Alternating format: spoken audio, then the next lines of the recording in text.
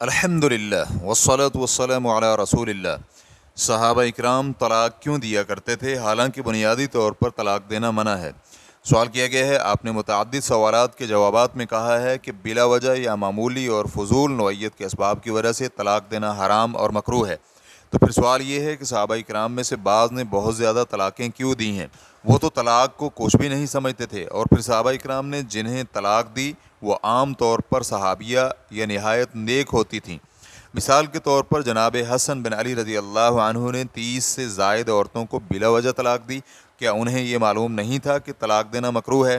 یا پھر اس وقت طلاق دینا رواج تھا کہ دیندار عورتوں کو بھی طلاق دے دی جاتی تھی؟ الجواب بعون اللہ سبحانہ و تعالی، بنیادی طور پر بلا وجہ طلاق دینا منع ہے۔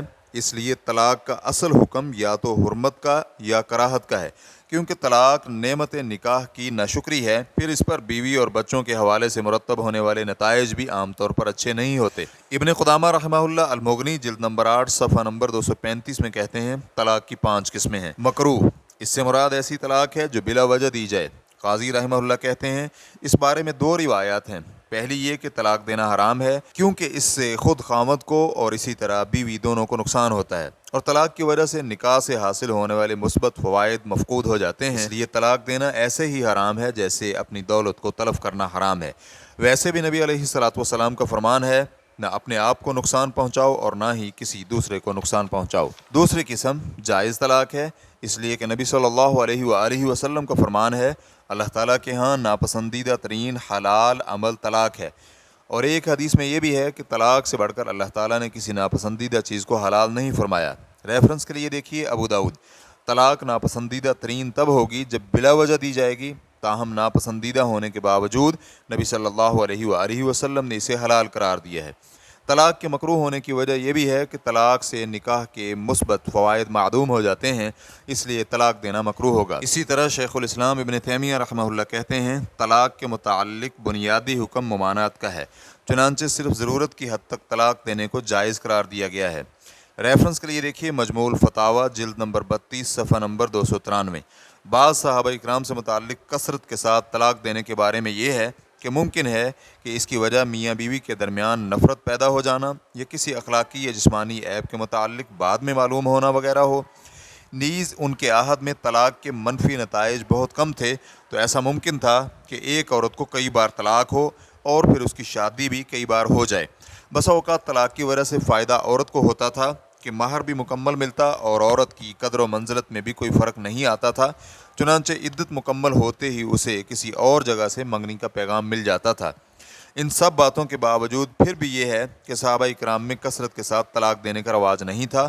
یہ تو چند صحابہ اکرام کے بارے میں مشہور ہوا ہے، اور لوگ انہیں رشتہ پیش کرتے ہوئے عار محسوس نہیں کرتے تھے، حالانکہ انہیں معلوم تھا کہ وہ طلاق دے دیتے ہیں۔ اس کی وجہ یہی تھی کہ ان کی طلاق سے عورت کو کوئی نقصان نہیں ہوتا تھا، بلکہ عام طور پر طلاق دینے سے عورت کو ہی فائدہ ہوتا تھا، جیسا کہ جناب علی رضی اللہ عنہ سے مروی ہے کہ انہوں نے کہا، اے کوفہ والو، حسن کو رشتے مت دو کیونکہ وہ طلاق بہت زیادہ دیتا ہے۔ اس پر ایک شخص نے کہا، ہم تو ان کا نکاح کریں گے، جس سے وہ خوش ہوں رکھ لیں اور جس سے خوش نہ ہوں اسے طلاق دے دیں۔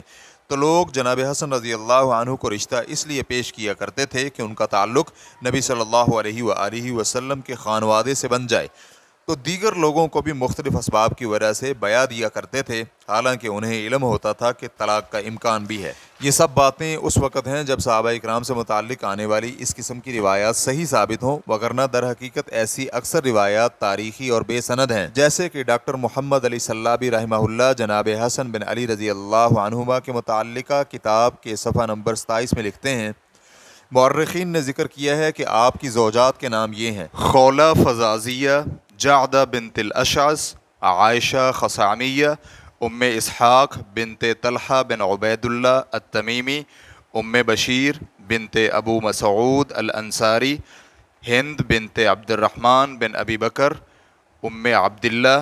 یہ شلیل بن عبداللہ کی صاحبزادی تھیں، جو کہ جریر بن عبداللہ البجلی کے بھائی تھے۔ اسی طرح بنی ثقیف کی ایک خاتون اور بنو عمر بن آہیم المنقری کی ایک خاتون، اور اسی طرح آل حمام سے بنو شیبان کی ایک عورت سے شادی کی تھی۔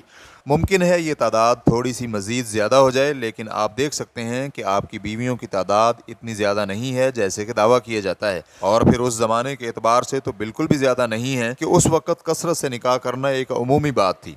چنانچہ تاریخی روایات میں جو آتا ہے کہ انہوں نے 70 خواتین سے نکاح کیا، جبکہ بعض میں 90 اور بعض میں 250 اور بعض میں 300 کا ذکر بھی ملتا ہے، بلکہ کچھ میں تعداد ان سے بھی مختلف ذکر کی گئی ہے، تو یہ واضح طور پر شاذ روایات ہیں اور یہ سارے اعداد و شمار من گڑت ہیں۔ ان روایات کی تفصیل کچھ یوں ہے، پھر انہوں نے ساری روایات کی تخریج پیش کی اور ان میں پائی جانے والی کمزوریاں واضح کی ہیں۔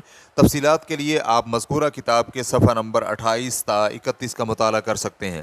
پھر صفحہ نمبر 31 میں آپ بیان کرتے ہیں ایسی تمام تاریخی روایات جن میں جناب حسن بن علی رضی اللہ عنہما کے نکاحوں کی خیالی تعداد بیان کی جاتی ہے، وہ سب کی سب سند کے اعتبار سے ثابت ہی نہیں ہیں، اس لیے یہ روایات قابل اعتبار نہیں ہیں، کیونکہ ان کے بارے میں شبہات اور نکتہ چینی بہت زیادہ ہوتی ہے۔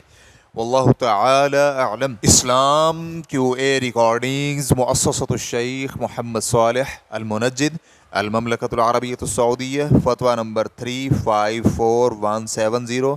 والسلام علیکم ورحمۃ اللہ وبرکاتہ۔